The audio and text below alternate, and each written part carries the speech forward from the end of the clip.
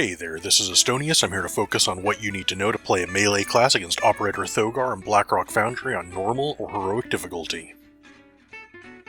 Pre-planning, we know this fight is all about being versatile. We'll alternate focus single target to cleaves and full AoE. There isn't a lot of damage we take as long as you dodge trains, but what we do take will be a mix of physical and magic.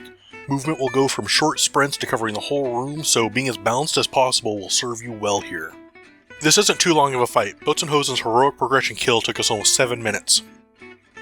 I rarely recommend an add-on for just one fight, but getting Thogar assist from Kurtz, or your preferred add-on site, will make this fight much easier to manage for yourself.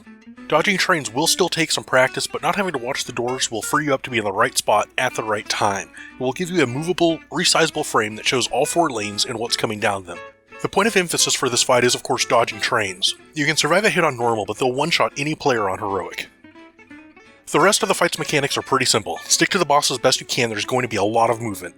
There will be several kinds of trains coming through, some just run through and don't stop, there are cannon trains for the range to play with, and then there's our favorite, add trains. They drop off a pile of mobs that need to be killed as quickly as possible, which lines up nicely with our need to pad the meters whenever possible.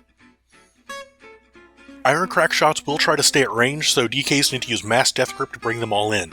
Make sure you wait about 3 seconds after they hit the ground or the grips will miss, and use individual grips to bring in the stragglers.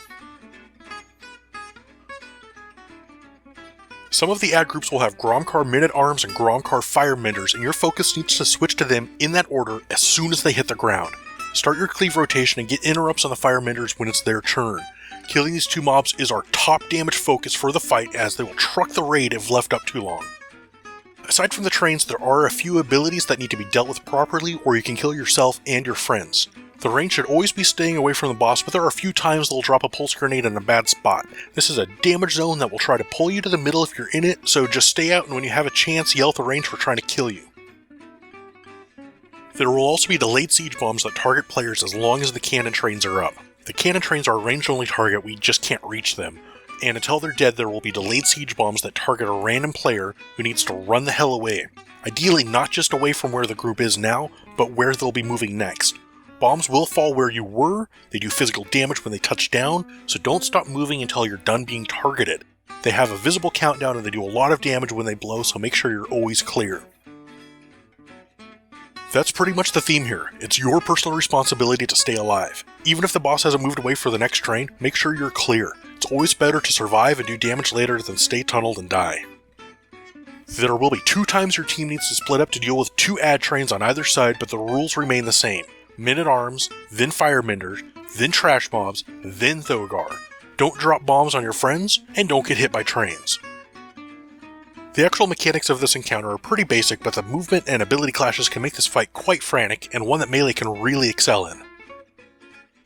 Once you've moved on, you'll find that blame the train is no pain, and that is the truth.